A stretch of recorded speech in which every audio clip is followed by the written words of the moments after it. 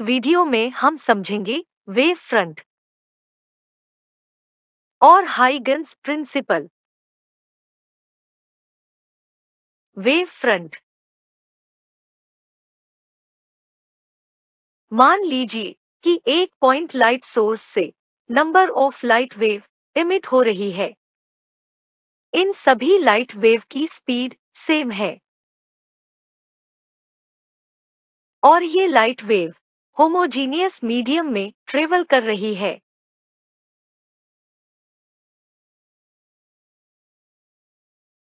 अब मान लीजिए कि टी टाइम बाद हर लाइट वेव एक डिस्टेंस ट्रेवल करती है। एक्स डिस्टेंस ट्रेवल करने के बाद हर लाइट वेव मीडियम की किसी पॉइंट को टच करती है। इस पॉइंट को हम लोकस भी कहते हैं। इन हर एक पॉइंट पे मीडियम के पार्टिकल्स होते हैं जो सेम फेज में वाइब्रेट करते हैं।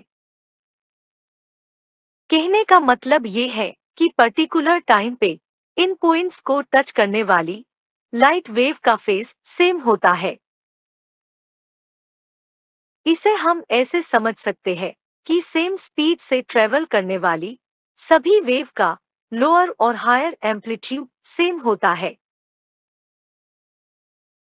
एनिमेशन में हम देखते हैं कि पॉइंट लाइट सोर्स से हर डायरेक्शन में लाइट वेव एमिट हो रही है और एक पर्टिकुलर टाइम के बाद मीडियम की हर एक पॉइंट को टच करती है, जिससे एक 3D स्फेरिकल प्लेन बनता है और इसी प्लेन को हम वेव फ्रंट कहते हैं।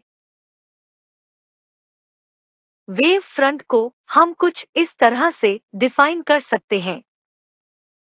A wave front is defined as the continuous locus of all the particles of a medium which are vibrating in the same phase. Light source के basis पे वेव फ्रंट तीन type के होते हैं: spherical wave front, cylindrical wave front और plane wave front. अगर light source एक point source हो तब जो वेव फ्रंट बनता है उसे स्फेरिकल वेव फ्रंट कहते हैं।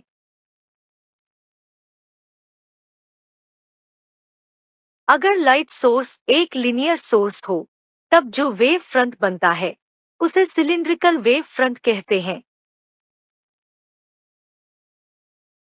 अगर पॉइंट लाइट सोर्स या लीनियर लाइट सोर्स बहुत लार्ज डिस्टेंस पे हो तब जो स्फेरिकल या सिलिंड्रिकल वेव फ्रंट बनता है वो प्लेन वेव फ्रंट जैसा अपीयर होता है, उसे प्लेन वेव फ्रंट कहते हैं। इसका बेस्ट एग्जाम्पल हम सन को मान सकते हैं। इससे आने वाली spherical wave front plane wave front जैसा अपीयर होती है। आइए अब समझते हैं हाइगन्स प्रिंसिपल के बारे में। हाइगन्स प्रिंसिपल हमें किसी भी वेव फ्रंट की ज्योमेट्रिकल कंस्ट्रक्शन और पोजीशन के बारे में बताता है। हाइगन्स प्रिंसिपल कहता है कि अगर हमें किसी पर्टिकुलर टाइम पे वेव फ्रंट का शेप पता हो तो हम हाइगन्स प्रिंसिपल का यूज करके किसी टाइम इंटरवल बाद उस वेव फ्रंट का शेप और पोजीशन का पता कर सकते हैं।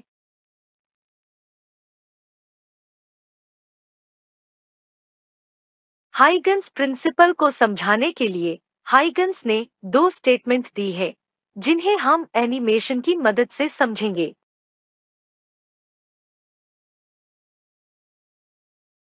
हाइगन्स प्रिंसिपल की पहली स्टेटमेंट कहती है कि किसी भी वेव फ्रंट के सभी पॉइंट एक नए डिस्टरबेंस की तरह एक्ट करते हैं जिन्हें हम सेकेंडरी वेवलेट्स कहते हैं और ये सेकेंडरी वेवलेट्स हर डायरेक्शन में लाइट की स्पीड से ट्रेवल करते हैं।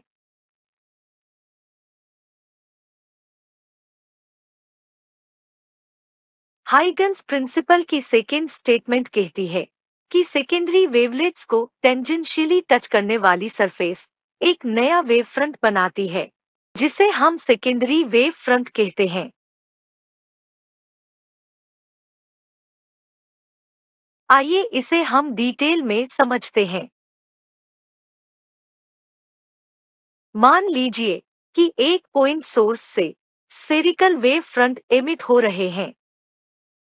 हाइगन्स प्रिंसिपल के अकॉर्डिंग इस वेव फ्रंट का हर एक पॉइंट एक नए डिस्टरबेंस का सोर्स बन जाता है। मतलब हर एक पॉइंट लाइट सोर्स की तरह काम करता है। अब इन हर एक पॉइंट से स्फेरिकल वेव बनते हैं जो हर डायरेक्शन में लाइट की स्पीड से ट्रेवल करते हैं और इन वेव्स को हम वेवलेट्स कहते हैं। अब मान लेते हैं कि initially time t equal to 0 पे इन स्फेरिकल वेव्स का रेडियस 0 है। क्योंकि सभी वेव की स्पीड सेम है, इसलिए एक सर्टेन टाइम इंटरवल बाद जो रेडियस होगा वो स्पीड मल्टीप्लाई टाइम होगा। यानी कि अब हमें हर एक वेव के रेडियस की वैल्यू पता है। अब अगर हम इन सभी स्फेरिकल वेव के सरफेस से एक टेंजेंट ड्रॉ करें तो हमें एक नए वेव फ्रंट की पोजीशन मिलती है और इस नए वेव फ्रंट को सेकेंडरी वेव फ्रंट कहते हैं। और इस तरह हाइगन्स प्रिंसिपल का यूज करके हम किसी भी वेव फ्रंट की पोजीशन और शेप का पता लगा सकते हैं।